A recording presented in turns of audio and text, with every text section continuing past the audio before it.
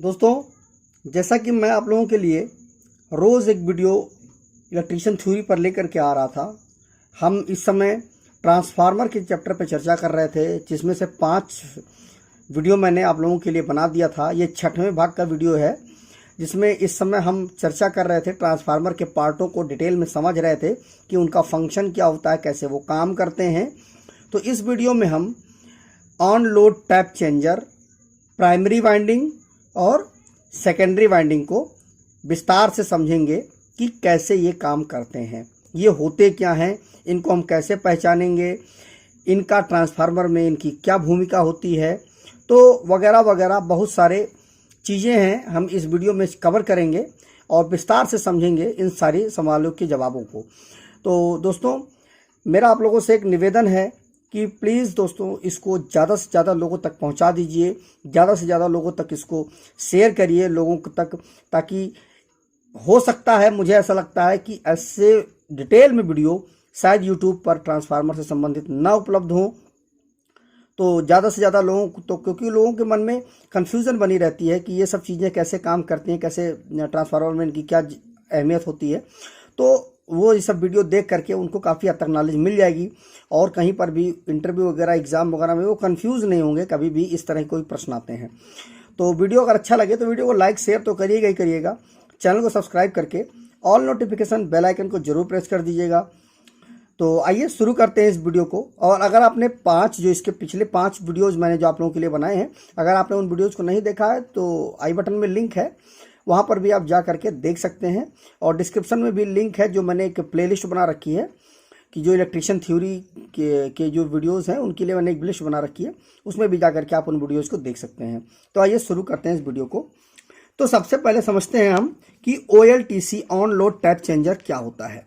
देखिए दोस्तों, ये जैसा कि नाम से ही क्लियर है, हम पहले इसको लिख लेते हैं। नंबर 1 OLTC, ठीक है, ऑन लोड टैप चेंजर।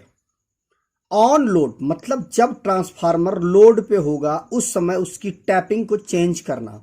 अब टैपिंग क्या होती है, आइए उसको समझ लेते हैं, तो आपको ये चीज समझ में आ जाएगी। फिर आगे हम इस पर चर्चा करेंगे, कैसे बताएंगे आपको। देखिए क्या है कि देखिए, आपने ट्रांसफार्मर में, ऑटो ट्रांसफार्मर हम आगे चर्चा करेंगे, लेकिन थोड़ा सा मैं आपको समझा दूं यहां पर कि टैपिंग क्या होती है, आप उसको फिर समझ जाएंगे। देखिए, जैसे ये हमारा ट्रांसफार्मर है, ठीक है। अब इस ट्रांसफार्मर में हम मान लीजिए यहां पर और यहां पर ये दो सिरे हैं इस ट्रांसफार्मर के। यहां पर मान लीजिए हमने 220 वोल्ट दिया, ठीक है। अब क्या है कि जब हम यहां पर आउटपुट लेंगे तो इस ट्रांसफार्मर में जो ये कॉइल बनी हुई है, इस कॉइल का अपना एक रेजिस्टेंस होगा। तो रेजिस्टेंस क्या होता है दोस्तों, जैसा आपने इस परिभाषा भी जानते हैं आप रेजिस्टेंस की, जो विद्युत धारा के मार्ग में अवरोध उत्पन्न करता है उसको हम रेजिस्टेंस कहते हैं। तो जितना ज़्यादा अवरोध उत्पन्न होगा उतना ही ज़्यादा वोल्टेज ड्रॉप होगी, मतलब जितना ज़्यादा रेजिस्टेंस होगा उतनी ही ज़्यादा वोल्टेज ड्रॉप होगी। तो वोल्टेज, जैसे मान लीजिए आप यहाँ पर यदि आप वोल्टेज लेते हैं तो हो सकता है 200 वोल्ट, 210 वोल्ट मिल जाए, यहाँ पर लेंगे 200 वोल्ट मिलेगी, यहाँ पर मान लीजिए 195 मिल जाए, यहाँ पर आते आते हो सकता है 200 वोल्ट आपको यहाँ पर मिले, ठीक है। लेकिन अब आपको ज़रूरत है कि 215 वोल्ट की ज़रूरत है, तो आप अगर यहाँ पर वोल्टेज लेंगे तो आपको 215 वोल्ट आपको मिल जाएगा, ठीक। लेकिन अब आपके पास कोई विकल्प नहीं है, आप यहीं से आपको वोल्टेज, मतलब कोई विकल्प है नहीं, यहाँ पर कैसे आप ले लेंगे, यहाँ पर तो कोई विकल्प है नहीं क्योंकि ये तो पूरी एक कॉइल है। तो यहाँ पर तो आप कहीं आप सप्लाई ले नहीं सकते हैं, तो यहीं पर आपको सप्लाई लेनी पड़ेगी। तो यहाँ मान लीजिए हमको 200 वोल्ट मिल रहा है, ठीक, हमें ज़रूरत है 215 वोल्ट की, तो हम कैसे लेंगे। तो उस समस्या को हल करने के लिए यहाँ पर हम इन बाइंडिंग के तार, यहाँ पे इन जो कॉइलें हैं इनसे आप टैपिंग निकाल लेंगे। यहाँ पे एक एक तार कनेक्ट करके अच्छे से सोल्डरिंग करके आप यहाँ से निकाल लेंगे सिरे, ठीक है। तो यहाँ से जब सिरे निकाल लेंगे तो यहाँ मान लीजिए 215 वोल्ट मिल जा रहा है, यहाँ पर मान लीजिए 210 वोल्ट मिल रहा है, यहाँ 205 वोल्ट, यहाँ 200 वोल्ट, यहाँ 100 195 वोल्ट, ठीक है, इस तरह से मान लीजिए है, ठीक। यहाँ मान लीजिए 190 वोल्ट मान लीजिए यहाँ पे मिल रहा है, ठीक है, मैं चूंकि कर दिया हूँ इसलिए यहाँ पे मान लीजिए 190 वोल्ट मिल रहा है, ठीक। तो अब क्या है कि अब आपको इनपुट तो आपकी मान लीजिए ज़्यादा आ रही है, ठीक है, लेकिन आपको ज़रूरत कितनी है, 215 वोल्ट की। तो आप इस वाले टैप पे आप कनेक्शन कर देंगे उस मोटर को या उस चीज़ को चलाने के लिए, तो यहाँ से आपको सप्लाई मिल जाएगी और आप अपनी चीज़ को चला सकते हैं, ठीक है। तो यही इसी को हम टैपिंग बोलते हैं, ठीक। तो यही चीज़ दोस्तों हमारे OLTC में भी होता है। जो हमारा OLTC होता है, ट्रांसफार्मर का एक हिस्सा OLTC का भी होता है, जहां पर एक अलग तरह से एक पूरा ट्रांसफार्मर जितना बड़ा, जैसे मान लीजिए ये एक ट्रांसफार्मर है, ठीक है, इसमें वाइंडिंग वगैरह है, इसी के साथ पैरेलल में एक और लगा हुआ होता है, ठीक है, इसको हम OLTC बोलते हैं, ऑन लोड टैप चेंजर, ठीक है। कि यह क्या करता है कि इस अब मान लीजिए यह जो टैपिंग है, इस टैपिंग को आप ट्रांसफार्मर को बंद करेंगे, ठीक। जब बंद करेंगे तो पूरी सप्लाई आपकी बंद हो जाएगी, और जब बंद हो जाएगी सप्लाई तो फिर आप इस टैपिंग को आप घुमाएंगे, तो उससे क्या होगा कि आपका जो नुकसान होगा, ठीक है।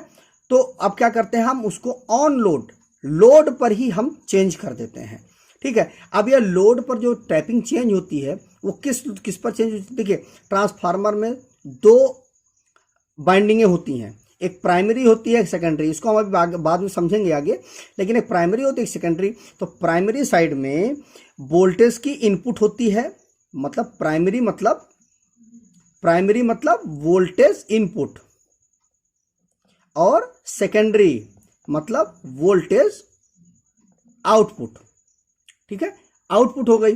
तो हम क्या करते हैं, जो ये OLTC होता है दोस्तों, वह प्राइमरी साइड लगाया जाता है, ठीक है, मतलब HT में, कि जैसे मान लीजिए कि आपके यहाँ पर जैसे मान लीजिए 11 kV का ट्रांसफार्मर है आपका, आपके यहाँ पर 11 kV की सप्लाई आ रही है, तो उस कंडीशन में मान लीजिए किसी कारण से आपके ट्रांसफार्मर का जो वोल्टेज है वह बढ़ गया, ठीक।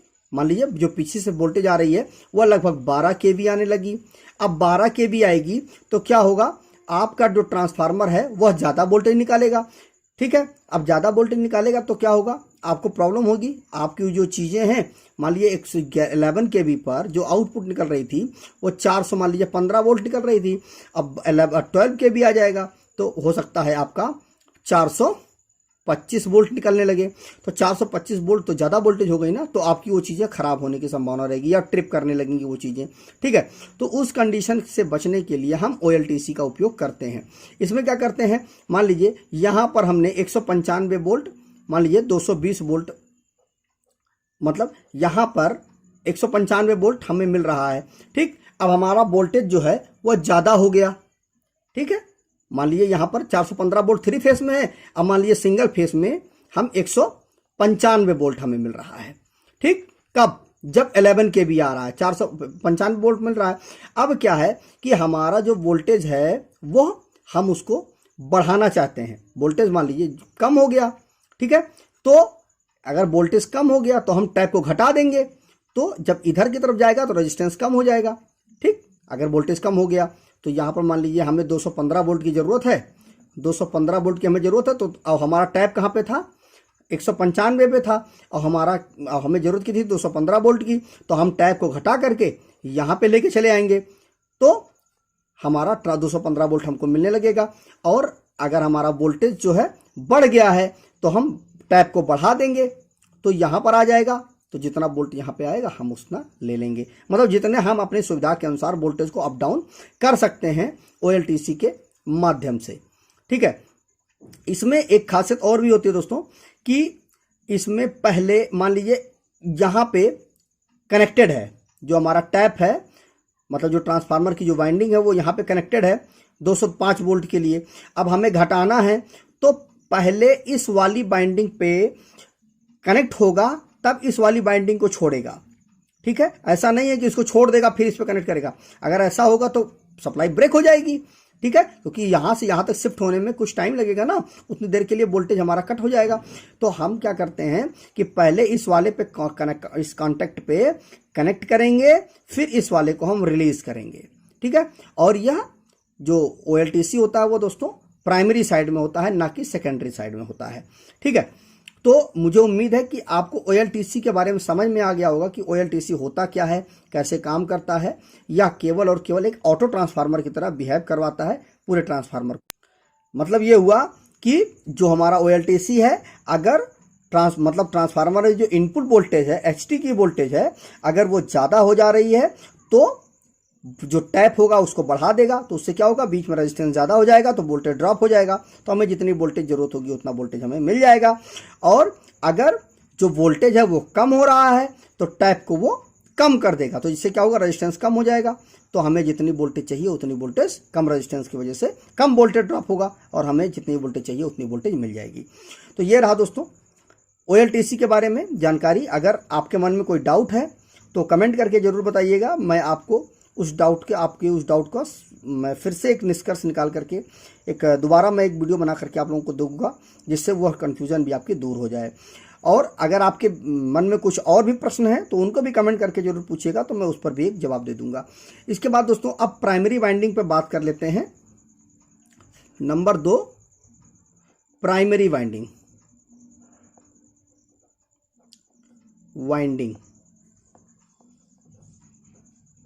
अब दोस्तों प्राइमरी वाइंडिंग, इस वीडियो में हम प्राइमरी वाइंडिंग को पहचानना सीखेंगे, और प्राइमरी और सेकेंडरी वाइंडिंग का मैं अलग से वीडियो बना दूंगा कि दोनों वाइंडिंगों में क्या अंतर होता है, ठीक है। अभी ये समझ लीजिए कि प्राइमरी वाइंडिंग क्या होता है। कि देखिए प्राइमरी वाइंडिंग जो हमारी होती है उसको पहचानने का, जैसा कि आप स्क्रीन पर देख भी रहे हो दोस्तों, कुछ इस तरह से ये प्राइमरी वाइंडिंग होती है। इनको पहचानने का तरीका यह होता है कि जिस साइड में इंसुलेटर लगा होता है, ठीक है, बुशिंग लगी हुई होती है, उसको हम प्राइमरी वाइंडिंग कहते हैं, ठीक है। और नंबर 3, सेकेंडरी वाइंडिंग।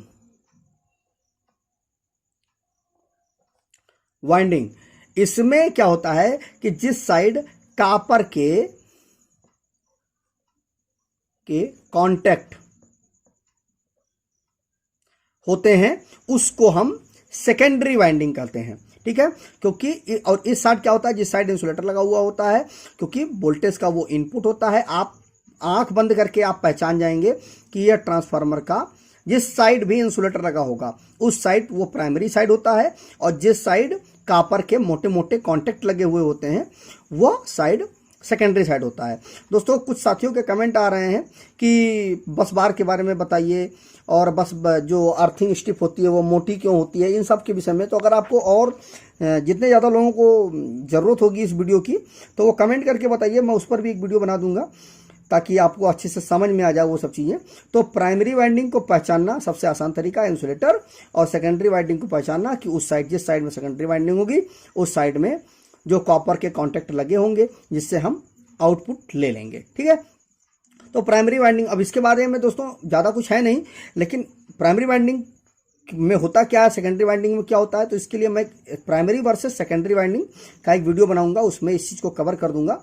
तो दोस्तों इस वीडियो को लाइक कर दीजिए और ज़्यादा से ज़्यादा लोगों तक शेयर कर दीजिए, जिससे लोगों के मन में अगर कहीं पर कोई कन्फ्यूज़न है तो इन टॉपिकों से संबंधित, तो उनकी वो कन्फ्यूजन दूर हो जाए। क्योंकि मैं काफ़ी विस्तार से ट्रांसफार्मर के चैप्टर को बता रहा हूँ, आज मैं कई वीडियो में यह चैप्टर कवर होगा, तो जिससे उन लोगों को भी सहायता मिल सके और उन लोगों को भी नॉलेज मिल सके ट्रांसफार्मर से संबंधित।